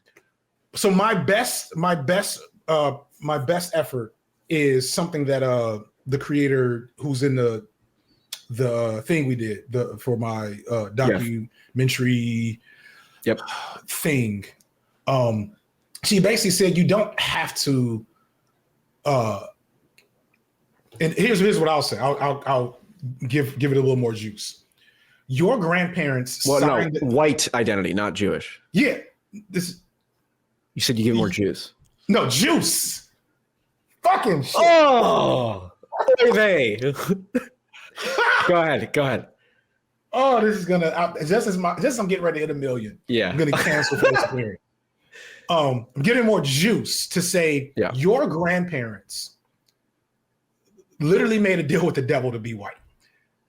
Right? Like basically it's what they Yakub, you mean made a deal with not Yakub. Not Yakub, but literally like, I don't know, whoever the Catholic Church, we'll start there. You know what I'm saying? But the American so America is a colonial imperialistic genocide project. That's what it is, right? Like all nations, correct. That's what it's like. No, not all nations. All nations have bad stuff. All right. America is unique in its badness because it was built on whiteness. And whiteness is not the innate thing that you are as a person with pale skin. It is a connective tissue used to bind you to this like force. Because you are asking the question legitimately, what am I if not white? Because you fundamentally understand that the cultural aesthetics and like framings that you have are so different than what Black people have and what Hispanic people have, etc. There's some things, but like there's so many things missing. Yeah, well, hold on. And Irish and Italian people, like Greek Orthodox. Yes. Like, I have friends who are Greek Orthodox who I'm like, obviously they're white, but like I'm not Greek Orthodox. They all know each other from church. They're very tightly knit. Like I don't have that at all. Yes. So and Irish and Italian and German and all these places. Yeah, but when you're a white mutt like me, pick one and roll with it. Oh fuck that! That's what the Hoteps do, isn't it? Oh, I don't have an identity. I'll just pick Egyptian identity. You gotta watch. I know. You just posted it. I gotta watch it still. But so yeah, but see the that particular like. So the best Hoteps corollary is what, like the Viking guys, isn't that like a thing that's happening? Guys reclaiming Viking heritage? big on pagan stuff. Yeah. Right. So okay. So it will be cringe, but be a little cringe and less racist. I'm trying to platform Black voices. That's why I brought you here. Yes. This is all just. I'm titling this video Exhibit B for when I get deposed in court or something like that, or sued. Right. Like, well, I platform Black voices here. Yeah, exactly. Makes sense. But no, like in all seriousness though, like I don't have a very good answer. I don't, because it's a very effective like thing that happened there, where they took the American project, regardless of who was responsible for it, because you can point the finger at a bunch of different people, right?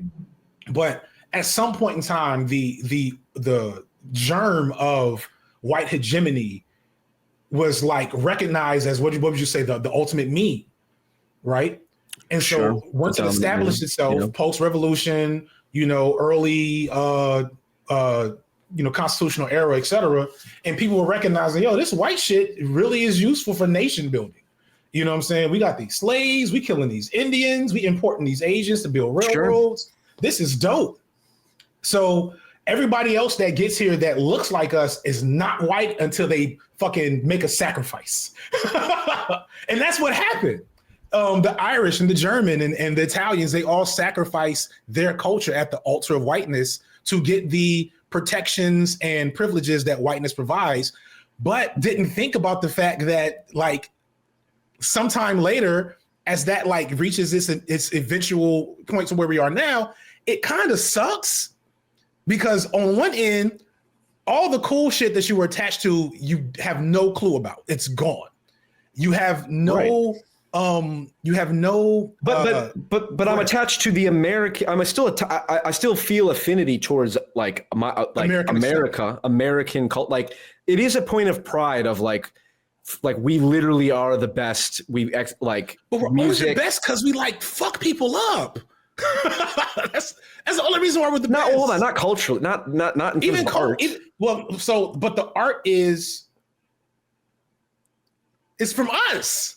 Okay, and hence my point. This is my point. So this is my point. Right. Like Jimi Hendrix I just use as the example go to because it's like Kendrick Lamar is obviously sounds much blacker, let's say, than Jimi Hendrix, right? In whatever way that means, vibe-wise, we'll say. Okay. But go ahead. I want to see what you know, like the fucking Jimi Hendrix national anthem, right? That's like the perfect blend of like, okay, and it was in the fucking hippie era. I'm recognizing the goofiness of this question. Do you have more of a purchase on that as part of your culture than I do? Of Jimi Hendrix? Yeah. Yeah. Because you're black. Yes. Oh, okay, so then all right. So hold on. All right, hold on. Black. And because rock and roll is black. Fine. Do I have a greater purchase on I don't know, fucking Joe Rogan or Bill Burr or something like that than you do? Yeah. Kind of, but it's all. But that's my point. Is like, but it's Joe. We're Rogan American. I know. I should come up with better white. Yeah, like what? So I don't spend my time venerating my white heroes. FD. Yeah, okay. But like, So I want to actually let me do what did you call it? Still manning your position. Yeah. So like, I didn't come up with that, but yes, no. So a good strategy. What you're getting, because you did say something a second ago that I think is interesting that we can dive into more. The mythology of America is really cool, right? The Americana like mythos of self-determination and the freedom and the actual like geographical landmass of America is like S-tier landmasses for a nation. You know what I'm saying? And when people come, I've seen like the TikToks of people that come in from Europe, and they're like, "Oh wow, America's like the number one most beautiful country in the world." Like if you think of all the landmark, like Grand Canyon, fucking Redwoods, Niagara Falls, right? I'm getting goosebumps now, partially because of fucking indoctrination, but also because there's a genuine connection to the American mythology that I wish I could believe in. And at times when I let myself slip into the kayfabe, it's fun, and I get it. I get why we're better than everyone else. We're God's true chosen country. That's what I like to say. But it's there's awesome stuff there, right? But the problem, I think, what you're feeling, and I think it's something that a lot of white people feel, is that you know how awesome America, the myth is, and it's like right there for you specifically. And if you just didn't think too hard about it. Because I'm white? Yes. But Jimi Hendrix is a fucking black ass American, and he's the fucking GOAT. Black people were never a part of, and that's kind of where I'm getting at. Black people were never really a part of the American project. We were never in the design plans. Oh God. We're a glitch in the system. We were never. That's kayfabe. That's kayfabe. The idea that black people are not quintessential to American culture, ideology, thought. We are. You're correct, but we were not a plan. That was not a planned. That was not a planned thing. Oh, sure. Okay, fine. That has fine. So how it played out though. The system still fundamentally works to push us out of the American project. We can fight. It's not as hard as it used to be to fight for your piece of the American pie as a black person, right? Like I could, right? Like before I became a content creator, I was lucky. I won a genetic lottery and got, parents that were college educated. And I went to college and I found a great woman there, and we got married and had kids, and we're working decent enough jobs where we had, minimal precarity, et cetera. And we're going to be able to move to the suburbs and get our kids in decent schools and continue to do that. Right. That was quite, that was a trajectory that I was on hand for. Right. And there are plenty of black people, not enough, but plenty of black people that can lay claim to that. Yeah. Rich black people. Yeah. Rich. Because Class is the fundamental factor here. No, but class and race are intrinsically linked, because the off rails for that project for you don't have kids, right? No, not that I know Okay, of. not that you know of. The off ramp for that trajectory, there's like 75 of them for my sons. For yours, maybe 10. You know what I'm saying? And like 3 of them are obviously avoidable. Whereas the ones, you see what I'm saying? So like I'm rolling my eyes out of habit. I guess I have to contemplate more on it. I do think, and I certainly am not the only one who believes this, that it is entirely possible that people like you people, FD, people who advocate for revolutionary politics, recognizing that class is very fundamental, if not the most fundamental lens, but then you overly index on, well, race and class are inextricably linked. They're definitely linked historically, and so they're practically. Yeah, pragmatically. Yes, but not inextricably. Well, so they're not inextricably linked in that we can do something to like sever that. Yeah, and you pointed out, I watched your video where you talked about the talented 10th, and he realized that was wrong, right? Yeah. Like, well, we just need 10% of blacks to be wealthy, but then they just become bourgeois. Was it bougie black or whatever? Bourgeois. Yeah, whatever. Yeah, and then they just fall into the same. Okay, there you go. That. Right. So yes. But it's not as simple as, so why do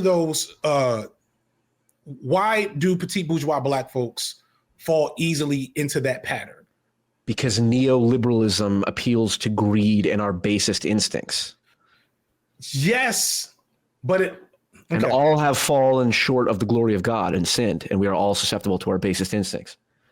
Not so much about that one, but overall, I get you. Okay. I get your point. But one of the reasons, so there's 2 things I want to add to that analysis. Is one, the reason why the talented 10th stuff was so damaging to like black revolutionary political thought is because it's kind of like the first identity politics grift, which is black progress is me getting rich. You know what I'm saying? Yeah.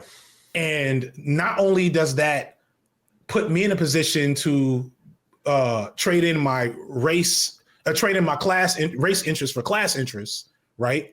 It also makes it so other black people cannot effectively critique me, because we've now set the paradigm of you can't critique me. I'm revolutionary because I'm rich. I am a rich black person. Yeah, but but now it's the exact opposite, where it's like, well, you can't critique me, I'm black. It's like, yeah, but you're rich. No. That shouldn't be the case. I think we missed each other here. So that's the problem now. So for example, like Jay-Z, Beyonce, Tyler Perry, these are all or the leaders of the BLM movement, for example. But no, that's what makes it so complicated. Yes, like leaders of the BLM, the ones who bought like a multi-million-dollar house in an all-white neighborhood. Right. So so we're kind of saying the same thing, I think, actually. I think okay, maybe. Yeah. Okay, go ahead. But what I'm trying to get to is that the racial component. So the BLM shit, right? This is a good example. So there were real like activists on the streets for years with Black Lives Matter as a concept, as a nebulous chant. And then neoliberalism stepped in and said, hey, this is now a brand and an aesthetic, and here are all the things, and here's who in charge now. And if you want to get the funding that we now have access to, then you need to sign up these NDAs, et cetera, et cetera. And then and then it was kind of like nothing they could do, because we hadn't developed the racial critique dominated the class critique. And so, but we can't fix that by ignoring race. I think that's what I'm trying to get at. Sure, I'm not saying we should ignore race. I think we can't fix it by hyper focusing on class at every venue. We have to keep coming back to the. I don't know. I mean, maybe that possible. Does that make sense? Yeah, I get that point. I would say practically, again, if you're fighting a meme war, if you recognize like you're in a battle, like it's literally and like electoral politics is kind of that. Like electoral politics is like the memes. That's truest manifestation of memes. Yeah, of the meme war. I mean, if it was a policy of like, look, don't bring up race, but like, look, at the end of the day, it's like class should be the fundamental lens. What, didn't they kill Fred Hampton precisely because he was precisely because of that? Yes, yes. right. So do the things that make the FBI want to kill you. Right. So that's how you know you're on the right track. I think we fundamentally agree, but I don't think I think it's important to understand that Hampton was inspired by Malcolm. You know what I'm saying? Like people want to always. I'm inspired by Malcolm. Nobody loves Malcolm X more than I do. Cool. Fuck it. I notice you always, in all your videos, you cite Malcolm pre-Mecca. You rarely ever cite him post-Mecca, which is interesting. You know, well, because he's not as mimetically strong pre-Mecca, post-Mecca. Because post-Mecca, he's low-key a socialist. Right, post-Mecca, right, when he wisened up and was like, oh, I realized I was kind of fucking wrong about all this shit for a good chunk of it. Yeah, yeah. Well, yeah, that's one of the, that's, you know. But I guess the point I'm trying to get to is that we can't, so to do a Malcolm X quote, you have to pull the knife all the way out first. You know what I'm saying? And so if we're looking at racial injustice determining class status, I can't just talk class too often. I have to talk it sometimes. I have to do it. We have to be on what Fred Hampton was on. We have to be on post-Malcolm X, post-Mecca Malcolm X. We have to be on post-Civil Rights era, post-I Have a Dream King. Sure. Because people forget that, like, it's not even taught that King, you know, lived like a communist after he was low-key becoming a communist. Yeah, and talking about reparations and shit, and then he got killed. So I say all this. We have to fact check that, but no, I have a video. But no, I want to get back to. But I think the Americana conversation is interesting, and I want to get back into that because, I lost a train of thought. What is the Americana? It's interesting. The mythos of it, the mythology. Yeah, so the mythos of it is appealing, right? Especially as a person who was groomed in America on American ideals. But the reality of it is still myth. And so I think that's what I was trying to get at. What I was trying to get at earlier is, especially when we're talking about like, what is a white person? What is a white person what is a post-Americana white person? Non-European non-European white person. No, like, I mean, I guess we're saying the same thing. Yeah. Because you know, you come as European immigrants, you sacrifice your European nationality at the altar of Americana mythology, but then it's kind of a bait and switch. And you have to, and this is the thing that I was trying to get at, is I think fundamentally a lot of white people recognize that it is kayfabe, and that it only, especially in the information age, right? I think this is something that you're probably dealing with as an individual, in that you've become smart and woke enough to see the man behind the curtain of the Americana mythos. We're only able to have the standard living we have here because of the many, many brown and black people we've murdered over the last 75 years in this country. And currently are exploiting with cobalt mines and all that shit. Exactly. We're talking on machines built with built from cobalt mined in the real life Wakanda and the Democratic Republic. So you and I together are exploiting. We are. It's a I am a neo. I don't remember the neo-colonial something. You know, I brought up Lumumba earlier. Like Lumumba got the Congo's freedom. Belgium, the CIA said none of that shit. They were fucking melting his body a couple of months later, or maybe more than a month. I don't know. Don't strike me on the details. They did melt that man's body. So once you become aware of that, once you get woke as a white person, it's kind of hard to be overly settled in that reality and to kind of buy into the kayfabe the same way you did before you were aware of that fact. So what happens? Either I think one of three things maybe. You compromise a bit where you can, when you can, and you try to ignore it. That's probably two things. You compromise a bit where you can, when you can, try to ignore it. Or you overtly, you become the right-wing guys that says wokeness is actually this and that, and the real victims of racism are straight white men, you know what I'm saying, DI, all that stuff. Or you become, I guess it is three, or you become an actual progressive in whatever framing that makes sense going towards the left, you know, et cetera. So those are the three venues. But in none of those spaces, or maybe only in one of those spaces, does the American dream, as you aspire to understand it, stay intact. In the other two, it's fundamentally broken. and then you're left looking for something else. And there is not, unless you want to become a cringe lord, a cringe Viking god, which I would say is a better option. Oh my God, I cannot believe that is what you're recommending. I don't have. Listen, I'm not a solutions guy for this one. How about we tell a better story?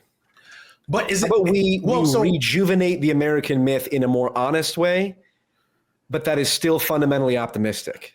Like, how do you explain the colonization and the genocide? It's sort of like, there's no way anything I say is going to convey. I'll give you the frame just so you at least understand. So in the event we talk again, we can perhaps go into it more. The overarching frame would be, it's sort of like personal identity is a story, right? Like technically. Same with national identity. Like, I am an American and my story is this: George Washington, Revolutionary War, Civil War, so on and so forth, right? If you're a therapist and you have someone in front of you who is fucked up and maybe came from a very fucked up background and did some fucked up things themselves, you can just say, you basically have to just off yourself because you're just so irredeemable, right? That's one solution. Right. And if they're a psychopath and they're like literally incapable of doing anything other than destruction, from a utilitarian perspective, maybe, okay, but let's say that's not the case. That's like, okay, you've done some fucked up things, but you have an opportunity to retell a story.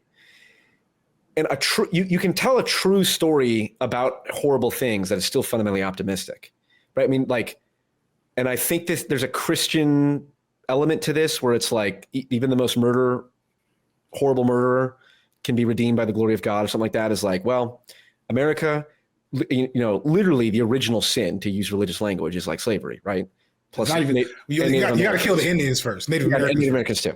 Yeah. Now, the Native Americans were doing just fine killing each other, but okay. Well, all of us were, but like, y'all streamlined. This is not right. Which again, it's important to. A good story is a true one, ultimately. Right. Or there's obviously caveats to that, but so that, it's like, well, you can say, well, white people enslaved black people. It's like, that's objectively true. Okay. It's like, well, was the Civil War about slavery or states' rights? Obviously, it's a simplified question, but like, a lot of people will say, well, the Civil War was obviously about slavery. The South wanted to keep slaves.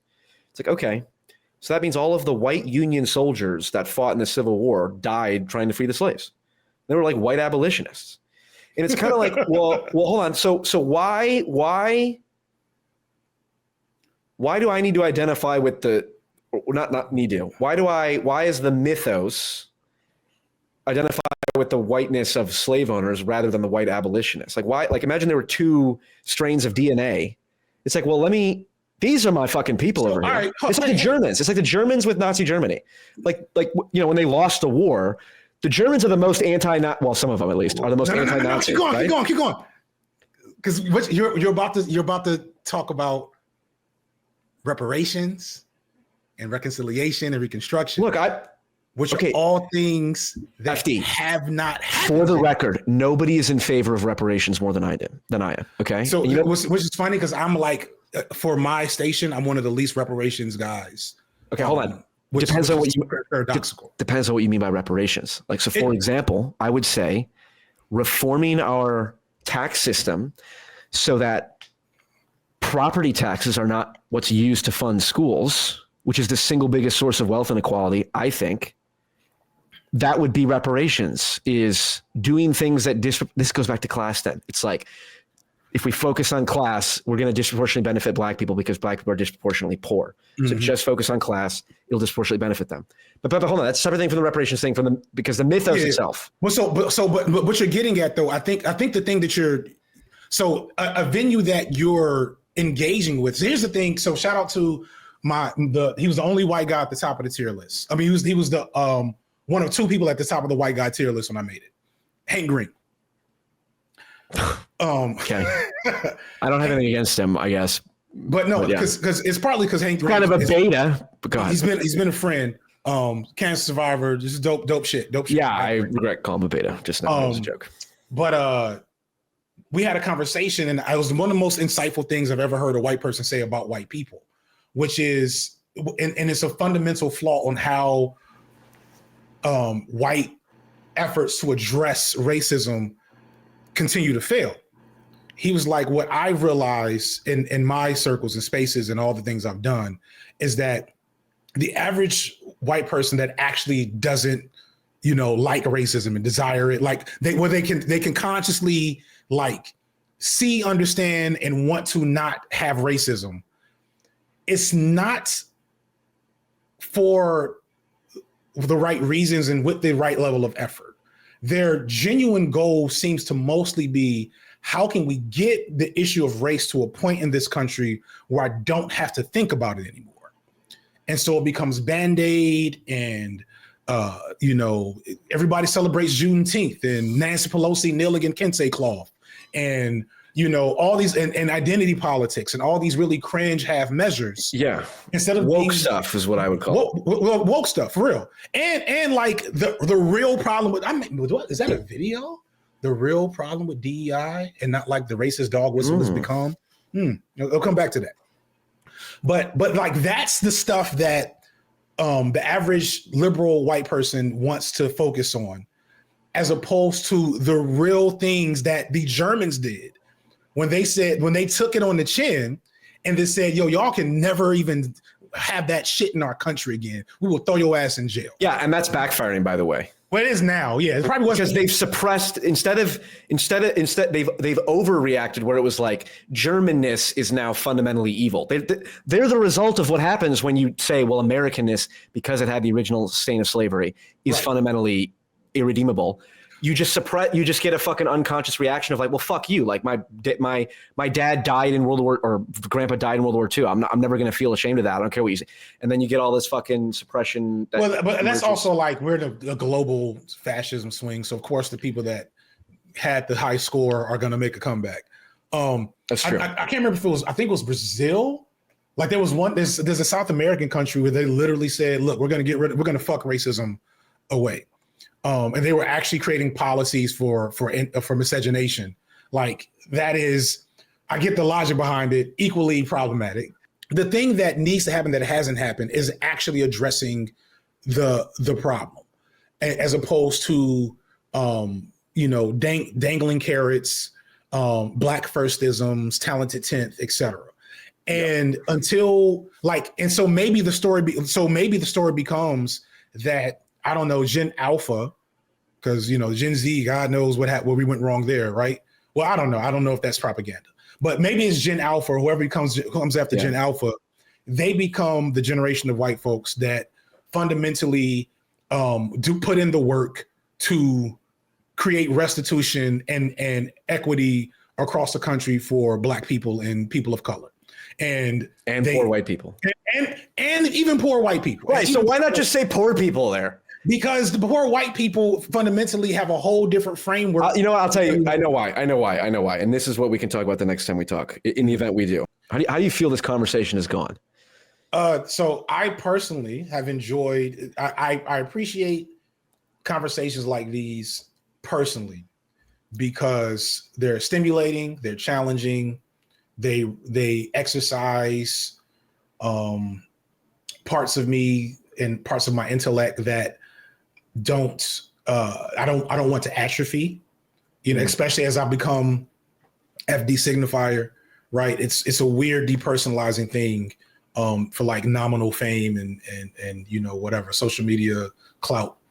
And it also, requires me to critically engage with your position, which is like something that needs to happen from my perspective. I need to be able to critically engage and think hard about the centrist, average white guy. Like that's the thing I seek to understand, because there's no future, unless the sun, kills you all, right? Unless there's some type of super skin cancer, which we will not get because of melanin, then we're not looking at a reality, actual post-racial reality. And there's a necessity for, at a minimum, understanding, coalition building, bridge building. I don't know if I'll ever work with Wilson guy, alt-right Wilson guy directly. But if you are able to take up more space than Nick Fuentes, like you made a good point there. I would rather Nick Fuentes' viewers watch you. I hope it's not because you're not doing a good job of distinguishing yourself from Nick Fuentes, but if you are, then that's a net win. So that's me personally. Some of my fans are not going to be happy at all that we had this conversation. Yeah, and I think the same will go for you, which means that I think fuck them. No, fine. That's who I was referring to. I was saying my fans too. Your fans, I appreciate that they took the time. Yeah, and I also think my fan. Well, first off, my fan base is very stratified now. Like only my super online fans are ever going to watch this. Yeah. Right. But they're also the ones that are going to call me to the carpet more quickly and be unhappy with, some parts of this conversation because they probably wanted me to be in here either brutalizing you at every turn or, us having more of a WWE match. Yeah. But I just think it's more useful to pick your brain and then hear what you're saying. And you said something in either the conversation we had before, or maybe it's in one of your videos, just about understanding the position, something about the position. I don't know. It's something about other people, something about opposition's positions. You defang rob them of their best talking points. Rob them of their best talking points. Right. And so there are conversations about class. I didn't necessarily need you to tell me about the talented 10th, right? But there are ways in which engaging around the absence of class analysis is important. And the anti-woke DEI thing is at its core, as it exists now, a racist dog whistle, but it's allowing us to now maybe do away with that framework because that framework has always been bad. The identity politics, DEI stuff has always been a half measure that was used to placate Black and revolutionary progress and make it seem like, hey, we kneel with Kensei cloth. That is the most cringe things in the last couple of years of history. And they just did that shit again the other night with their fucking signs. And they sung "We Shall Overcome."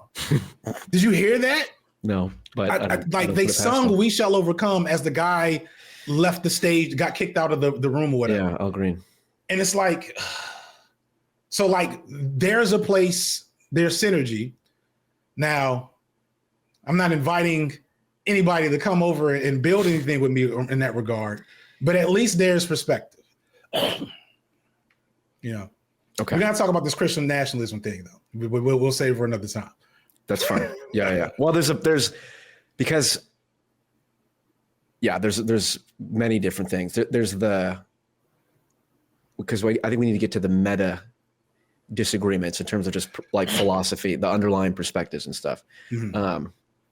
So it's not that you're amenable to the philosophy and the goals. It's more so to the degree that there are valid points in them that I recognize, and I've the talented 10 thing is a good example, and a variety of other things, but that will come. In the meantime,